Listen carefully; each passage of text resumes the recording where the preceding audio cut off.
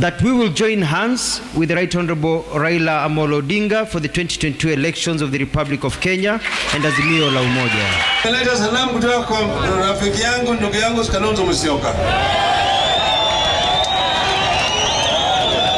Tunaongea na yeye. Tuseme kwamba Kalonzo asije kwa Azimio. Mtu ule anataka kuja kwa Azimio, mlango umefunguliwa, aje, lakini aje akiwa iko. Tupatie huyu baba kiti mwaka huu. Atuondoe kwa ufukara. Mmepigia sisi kura mara 2. Sasa hata mara 3 manake hata ile nyingine ya 2007 ingawaje Kalonzo alisimama, lakini vile vile mnipiga mimi kura vile vile. Sawa? Hiyo kura ambayo mlipiga haijaenda bure. Sawa? Ile unyama tulikuwa tunawinda ile ndongo na misali iko ndani msiruni pale. Inapiga miguu namna hii. Sawa? Tutaenda tunachukua, sawa? All right, so something important that happened there that is going to inform our conversation this segment, and it's about Raila Odinga flanked by the 3 governors of Kitui, Makueni and Machakos, and wherever he has gone, he's accompanied by governors. Currently, he is in Lamu, he is with Governor Fahim Twaha, he's also with Governor Lee Kinyanjui of Nakuru, and every time he visited Mount Kenya region, he was also with Governors Muthomi Njuki at some point, and also with the Governor Kiraitu Murungi, and in Nyandarua, he was with Governor Francis Kimemia. From my account, I see that he has an alliance of about 21 governors. On the side of Deputy President William Ruto, so far, we've seen about 6 or 7 governors to his side. Let's listen to what he said while in Murang'a before he can continue. Ni nani alisimama na sisi wakati tulihitaji mtu wa kusimama na sisi? Na ikiwa wakati umefika, kuna kitu inaitwa covenant, na ukiapa mbele ya macho ya watu na mbele ya Mungu, ni kwamba hiyo ni deni umeweka. Mumekuwa mkiwekwa kwa kakona kupangwa, na tumeona sasa muko karibu pia nyinyi kurushwa nje. Kalonzo ni Saikuru, ni mtoto kama mimi wa fukara. Wa Mudavadi hapo tunaongea baadaye, lakini Wetangula lakini pia Wetangula ukiangalia darubini yake ni kama mimi na huyu Hasla. Karibuni hapa Hasla Nation. Tujenge Kenya moja, Kenya ambayo tunapeleka sera kwa wananchi. Na sisi tulikuwa tumemwambia rais, hata kama umesema hii jamaa amekuwa mzuri, tukimwangalia hii mtu bado badilika. Na vile imefanyika Kisumu tumejua hajabadilika. Tukakubali kwamba kama rais anataka kufanya kazi na Raila, wacha wafanye pamoja ili walete matunda. Lakini sasa matunda yao ya mwaka 4 ikakuwa null and void. Ile legacy ya Uhuru Kenyatta mwenye ataenda nayo nyumbani ni ile kazi tulifanya first term. Kwa sababu alifukuza deputy president kuwa kwa serikali na yeye ndio ako ndani ya serikali, kwa nini hawapatii wale wa mama wazee pesa zao? Aanze na hiyo pesa 2000 ya watu wazee, na wale wengine wako na disability tujue 6000 itapatikana. All right, so Haman, you look at that, and the Prime Minister, former Prime Minister, accompanied by governors, William Ruto accompanied by members of parliament and senators. What is this alliance that these 2 leaders are building? Because like he says, they're practically different if you have to look at it. You know, Ruto is playing new politics. He's bringing a new style to Kenyan politics.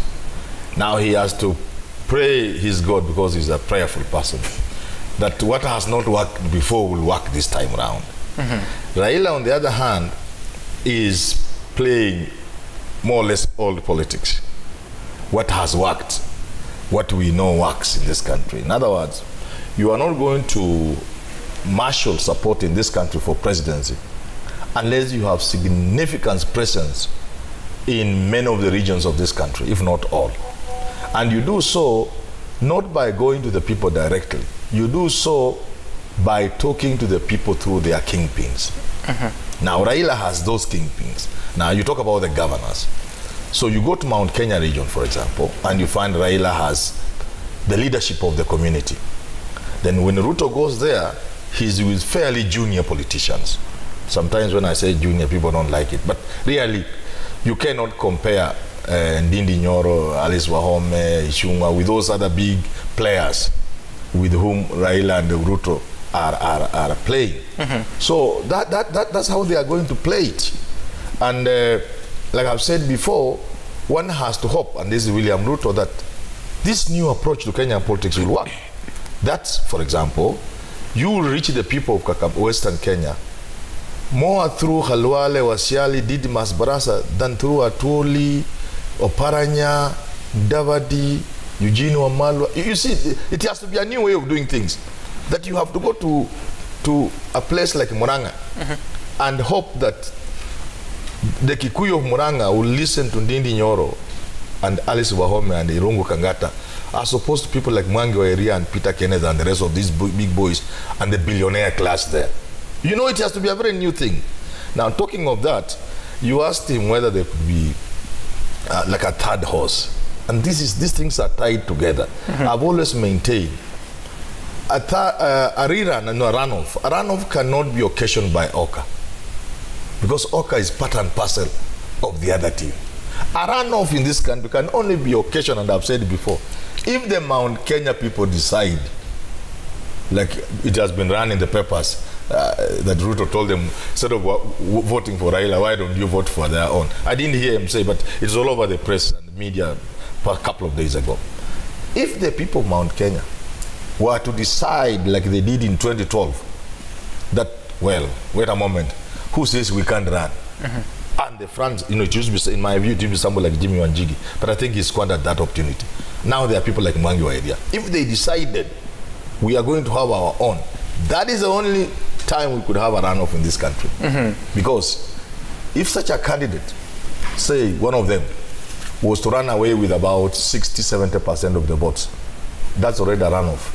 Because it destroys Ruto beyond repair. Right. Yeah. And Honorable Mbui, does it matter that for the sake of one who may ask, which are these 21 governors that on the side of Raila Odinga, let me just name them: Hassan Joho, Dado Godana of Tana River, Fahim Toha of Lamu, Granton Samboja of Taita Taveta, Mohamed Kuti of Isiolo, Kireto Murungi of Meru, Onespas Njuki of Tharaka Nithi.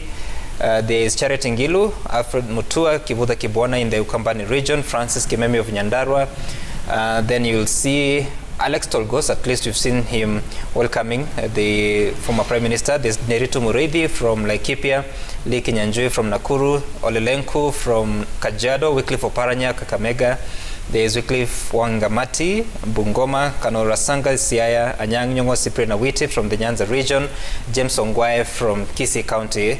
Those are the ones that at least have made it clear. For the side of Deputy President, the ones that have been on his campaign trail, Zakaria Obado of Migori, there is Hilary Barchok of Bomet, Paul Chepkony of Kericho, there's Stephen Sang of Nandi, there's Jackson Mandago of Uasin Gishu, there's Josephat Nanok of Turkana, and Anne Waiguru of Kirinyaga. Does it matter when you have, I mean, these are county executives, they wield power and resources at the lower level? Does it matter that the other candidates would have more of the members of parliament and senators and not governors? Yeah, let me say that my observation, for example, and I want to talk about our region. The former Prime Minister was in Ukambani, and he was flanked by the 3 governors of our region. Now, the reality is that the 3 governors put together do not command maybe even 10% of the region. The real kingpin of the region is Kalonzo Musyoka, and that's why you notice that even Raila himself had to mention that he had brought greetings from Kalonzo Musyoka. I think the idea of getting these kingpins or getting these governors is not a bad idea. But in my opinion, I think that the reason why political leaders are following these presidential candidates is because of personal benefits for each of them. Now, I think the governors, because they are serving their last term, are looking at Raila as a possible candidate, a possible presidential winner, and therefore they're looking at their future. Members of parliament, most of them are still going to try to go back to parliament or go to Senate or maybe go to be governors. And so therefore they don't really need the president. And that's why I think Ruto has got people who don't need him for their own political future. And the reality is, you know, people have always asked. So? Yes, that's what I think. That's my opinion. And let me tell you this, Sam. If you look at what William Ruto has been doing, and this could probably inform why some people follow him, he's going out dishing money. He's dishing out a lot of money. It's in the paper here. I don't know which page I've seen somebody holding a word of notes that he was given by William Ruto. It is happening every single day in every single place. So a lot of leaders also that are following him, and these are the levels of members of parliament, members of county assemblies, they are probably following him because of those handouts.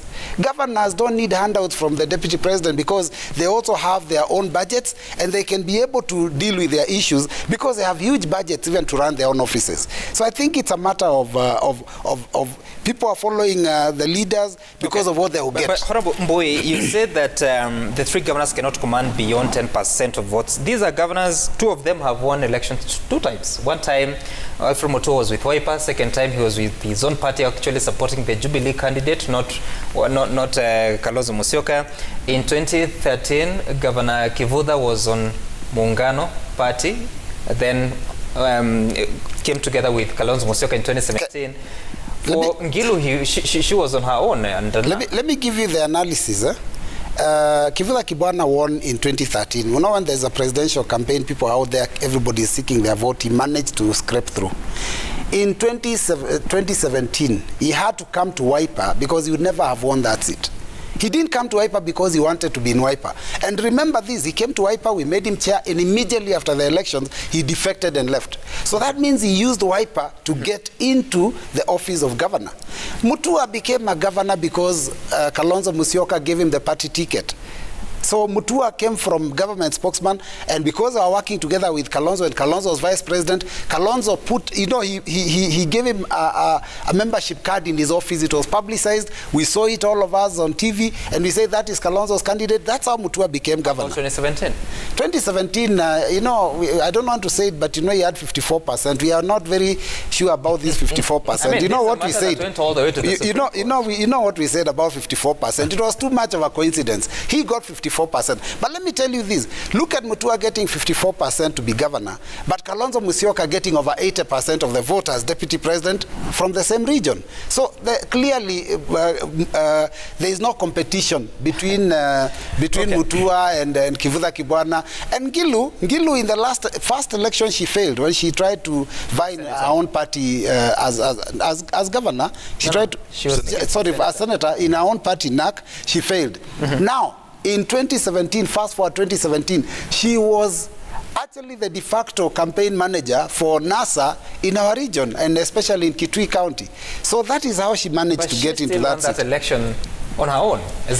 She won that election, but she was the de facto leader or the de facto campaign manager for NASA. So that is how she positioned herself. NASA, everywhere she stood, she talked about Kalonzo Musyoka. Every single meeting. So that is how she managed to get the seat. Okay. All right. I truly want to agree with him. These governors are not playing any role in Raila's campaign beyond optics. It's just for optics. It's for you. It's for you media. It's for you to see, and to see him as this national leader who is using kingpins. And beyond that, it has no more significance. Why? These governors are struggling. Who said that they are strong wherever they come from? I know, for example, like 2 of the governors who are trailing Raila Odinga from Mount Kenya region. They are so weak on the ground. Who are these? Now, well, I really don't want to pick up fights with these governors.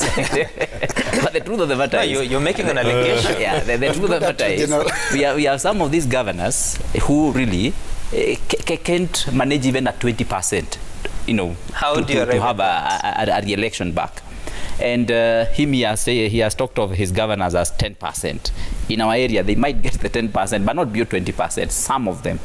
And by the way, sometimes some of these governors are seen by night somewhere along Karen, you know. He's still trying to see whether they can negotiate something, you know. And why is that so? It's who they are, because you appear to know quite a bit. Yeah, sometimes it's said that that each of these governors have a file somewhere along Kiambu Road. So some of them would be very careful what they do by day, yeah, because they want to be a bit careful about those kind of files. We are in a position where in this country we still have a lot of intimidation in political, and I don't know how we got here. I think we have allowed ourselves to slide back into that kind of politics of where we have come from a long time ago. So yeah, but for the Raila to have these governors, it really works for him for optics, and beyond that, it will not help him a lot. Now, I want to pick on what the Prof said about the new way of doing politics by William Ruto, and this. The politics of actually going directly to the public. He's actually not using those junior politicians, you say. He's not actually not using them. William Ruto is directly engaging the public in a new way that we have not seen before. So who needs who in that relationship? Yeah, you see, what is happening is that... Is it the members of parliament that need Ruto? It's Ruto who needs... You see, what Ruto has done, he came up with this bottom-up and the hustler movement arrangement. And so people subscribe to the movement. They don't subscribe even to... Even it's not even so much even to Ruto himself. It is a way of thinking. It's a movement. It's a hustler way of handling things. So that gives him or puts him above these regional politics as we have seen them and as we have known them. And I say, again, is a new way. I agree that he's trying out. It has never been tried before in Kenya, by the way. So it's not like it was tried and failed. But so far, those people who understand politics well, they will tell you that its success seems to be imminent. People have bought into that ideology and into the economics, into the economic ideologies that is so fresh in this country that has only worked in other places like in the US, where people, talk about political ideologies. Here now is when we are having this kind of thinking for the first time. And so, if you want to know, look at what happened in Kirinyaga. Just before His Excellency the President visited there on a public holiday, the women rep, Girishi, was kind of playing some kind of dance with the with the deep state. I don't know whether to call it deep state, but with the government. And of course, one would have expected that for that reason the scales would twist or would be tilted towards a certain direction. But when Ruto appeared, what happened? They forgot even about everything about the kind of dalliance that was being played between the Girishis and the PS Kibisho and the government. They forgot all about the arrangements that had been made there.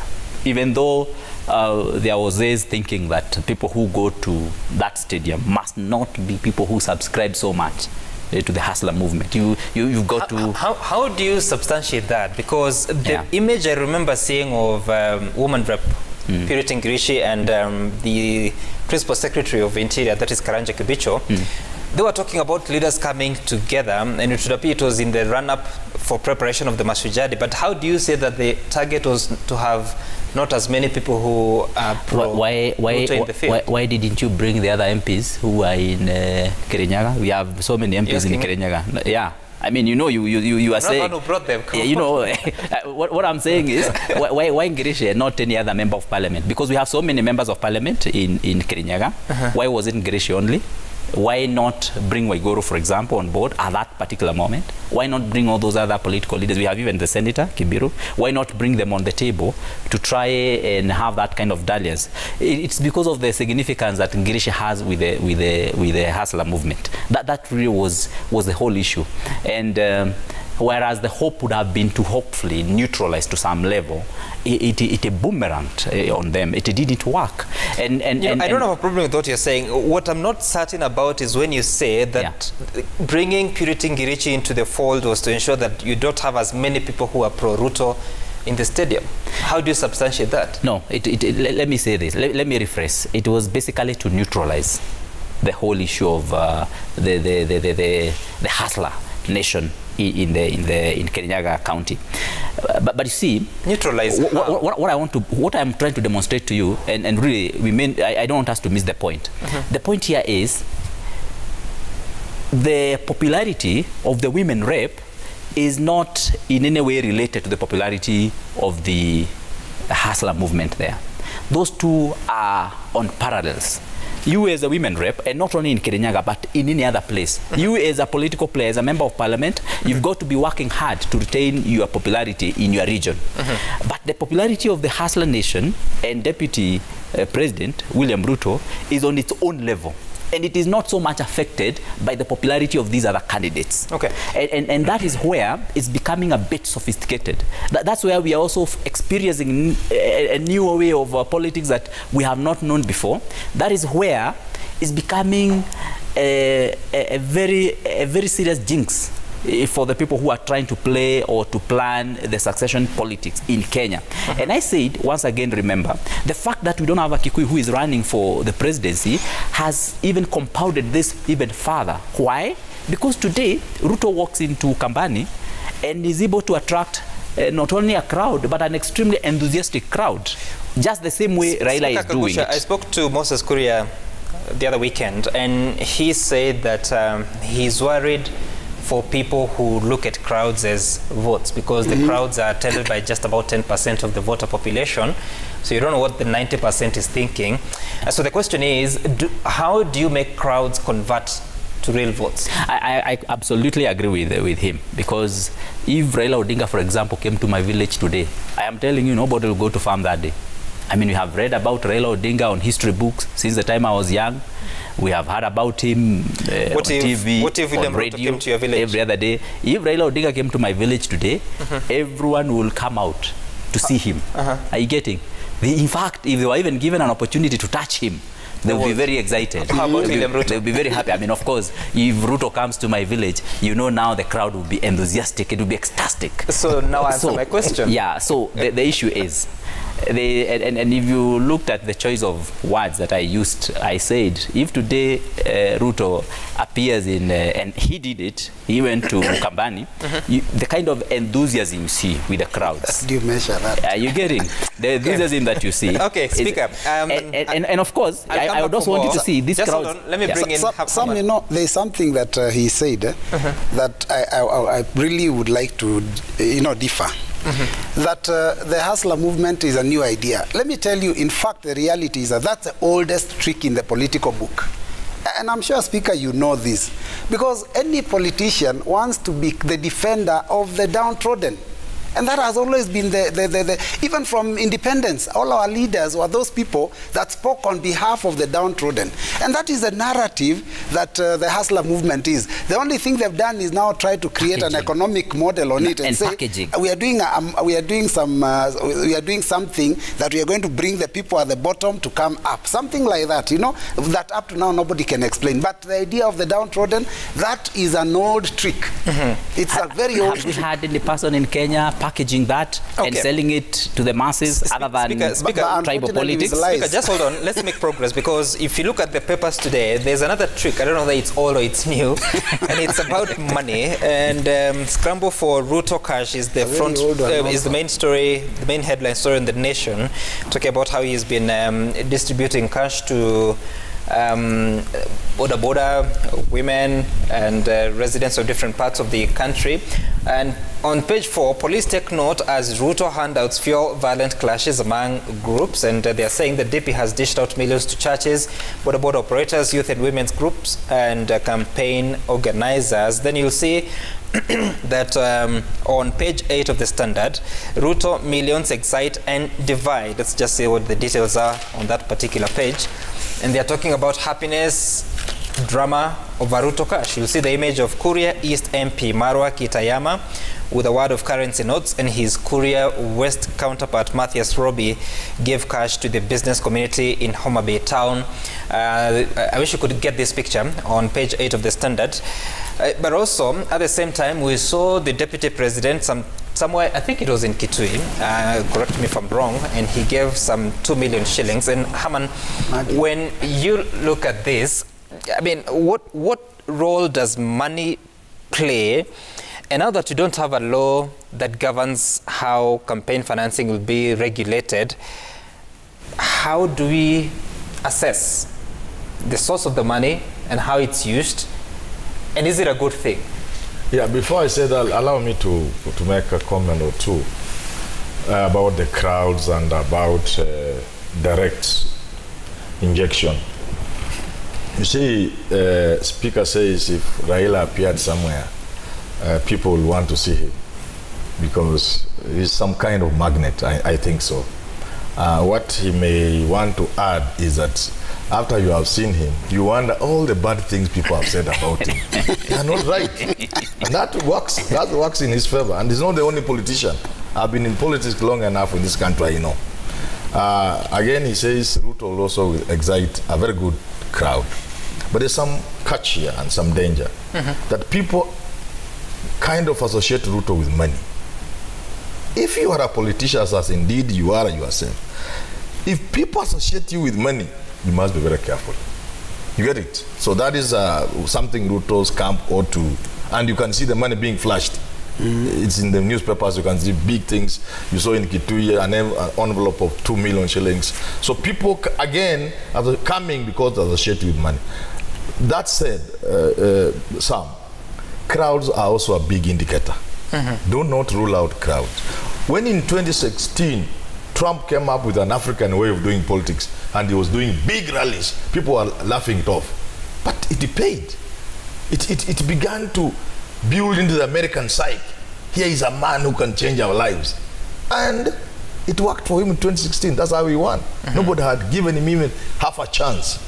And they laughed off his crowds and his rallies and so on and so forth. So crowds are also a big indicator. And because elections are about psychology, human psychology.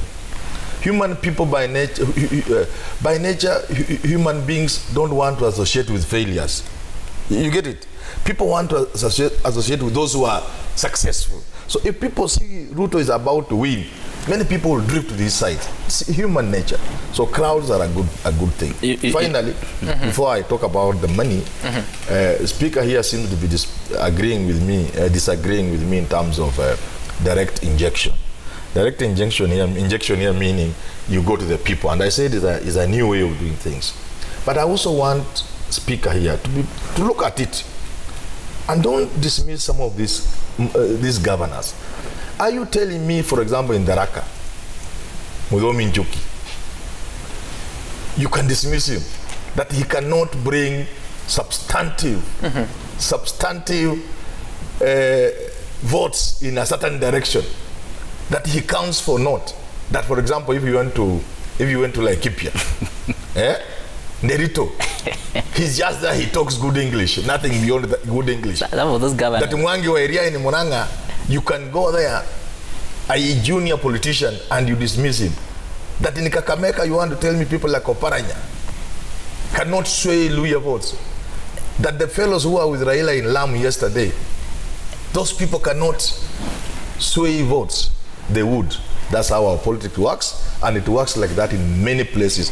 That's why even in America, even in the UK, wherever, people caucus through community and section leaders, whether they are church leaders. You can't reach the church. You can't go to all churches. So you reach through the church leadership. Now, as to money. No, let me just hold on. Just note it down. I'll give you an opportunity. Yeah, because I'm just about to finish. You see, money, these fellows used procedural issues which we have been advised by the Constitution not to. You should not throw out things because of procedure unnecessarily. That's what they did about money. But what they fear is not just the accounting. You know, the accounting is also hectic. People have been even dismissed from their place of work because they couldn't account. Not that they misuse the money, just accounting. Speaker, you know, you are financial head in the assembly. You know, you give people impress, and just accounting itself, you lose a receipt here. You know, it's very difficult to account for things. But that's not the problem.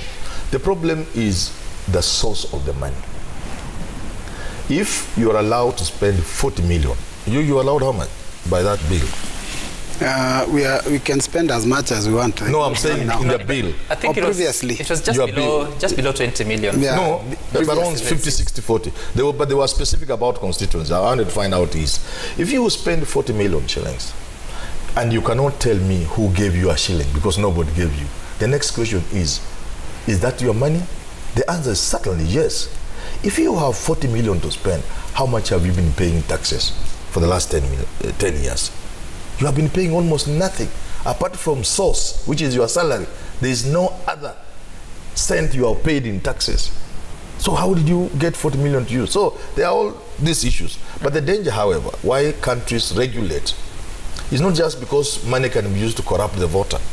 It is because nothing could be more dangerous to a country than foreigners working with the people of that country against the interest of that country. You know that you remember that almost brought Trump down. That's the source of the impeachment. It almost brought him down. He was impeached because of that. There's nothing throughout the history of nations, kingdoms and empires, and there is nothing. That's why treason is a very bad, serious offense.